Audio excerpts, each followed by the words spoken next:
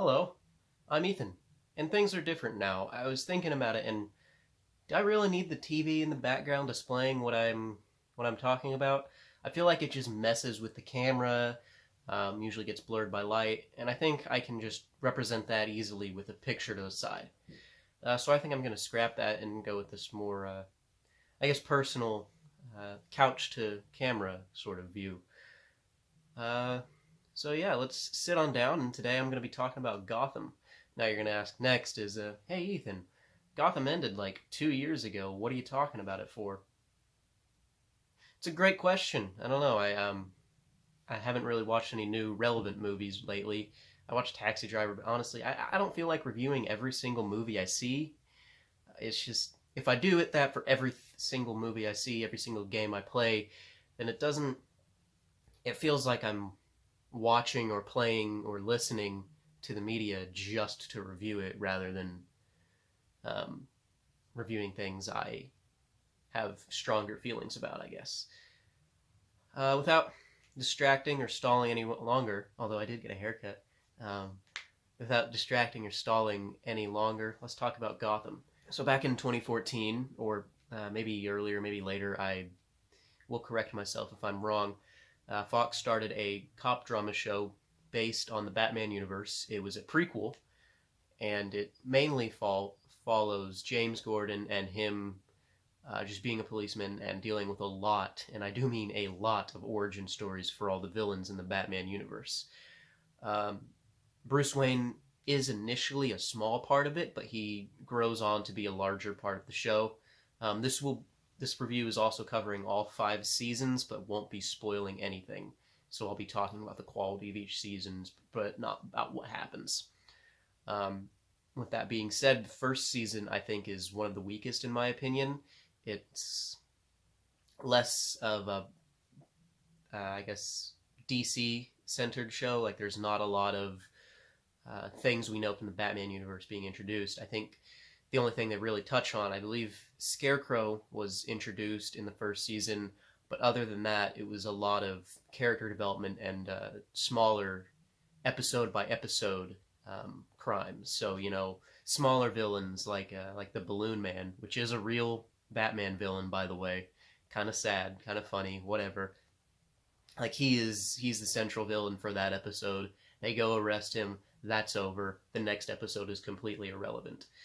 They ditch this style of storytelling later on in the second, third, fourth, fifth seasons, where they really start getting good character arcs and or where they really start making longer story arcs.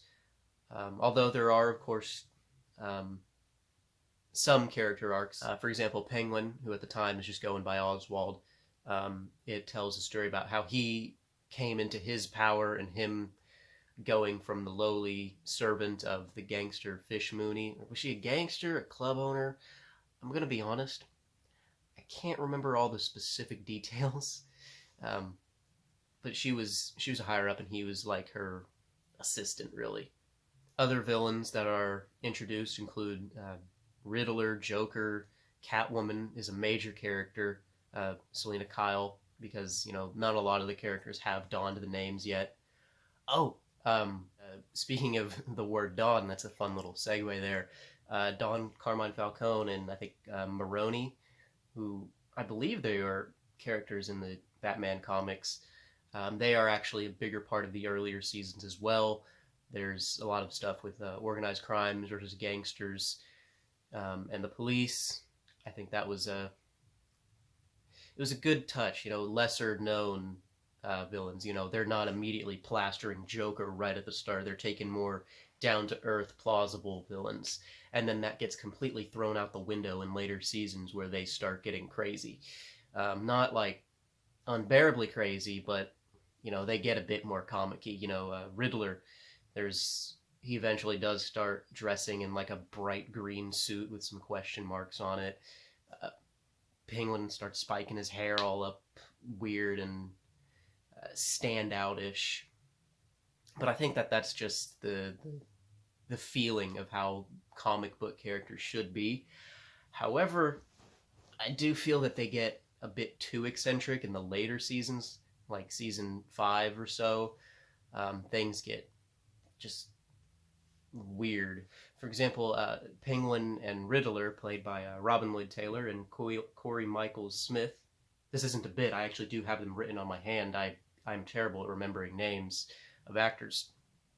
They're good actors in like season 1, 2, 3, most of 4, when they're being more normal people, but later seasons when they had to be a bit more eccentric in their characters, I felt that they tended to overact, like the Penguin especially, or Robin Taylor especially. Um, Anytime the Penguin would get upset at something, he would just get in this real high-pitched, nasally, like whine yelling. Oh my god, it was like nails on chalkboard listening to him talk. Um, Another issue I have with the later seasons is that there's one character, she owns a nightclub. It's like the best nightclub. However, her goal is basically like everything wrong in Gotham is men's fault and we need to get rid of all that. And I don't know, that kind of goes over my head. It's like I groan when things are said like that because nobody talks like that. No realistic person. I mean, I am aware we're talking about comic book supervillains here, but it just really seems unnatural and doesn't resonate with anyone, I think. I am I am nitpicking. I'm starting with the flaws here, but overall the show is really cool. A lot of the other characters are acted and cast very well. Like Ben McKenzie is a really good Commissioner Gordon. David Mazouz is a good Bruce Wayne. Cameron Monaghan, whatever you pronounce it. I think he makes a good Joker. Alfred is cast well. Um, oh, Harvey Bullock. He's Commissioner Gordon's partner. I say Commissioner Gordon because that's what he is in like every Batman thing. It's not a spoiler to say he does eventually get promoted to Commissioner. His partner, Harvey Bullock, is a really fun character as well. Along with being cast well, a lot of the characters are also written well, and they're really unique iterations of characters. They're, younger, less experienced than they would be in the typical Batman film or comic book. And it's just an interesting show to watch. The settings and the costume design is really cool. Like Mr. Freeze shows up in one episode, his suit looks nice. Um, I like how they handle the Joker. I think that they do a really unique take on it. Not going to delve into that, but they take bits and pieces from other stories and sort of weave their own Joker, which they never refer to his name. I don't think that they actually have the rights to use the word Joker, or maybe I think DC didn't want to get things too confusing. I'm not 100% sure, but yeah, they weren't allowed to say Joker, but it's the Joker. Despite the over-the-top acting, a couple cringy lines, and a boring first season, Gotham is still a really fun show to watch. It's only 5 seasons, and they're shorter seasons as well. I think that it ended at the right time. Had it gone on too long, it probably would have ended up like The Walking Dead, where it's just really pushing something that should have died a long time ago, which is why I give it a 7 out of 10. Just a post-editing note. I think a 7 is a bit low. I'm going to bump it up to an 8 out of 10. I was thinking about it, and there were actually like a lot of really good story arcs and plot lines. Some of the season finales and all the stuff going on there in like the middle was really good. And I sound like I'm like season 1 and 5 are awful, but they're just not up to par as season 2 through 4, where they're okay. Anyway, that's all I have to say about that, which is the exact same outro I used for 1917. See ya.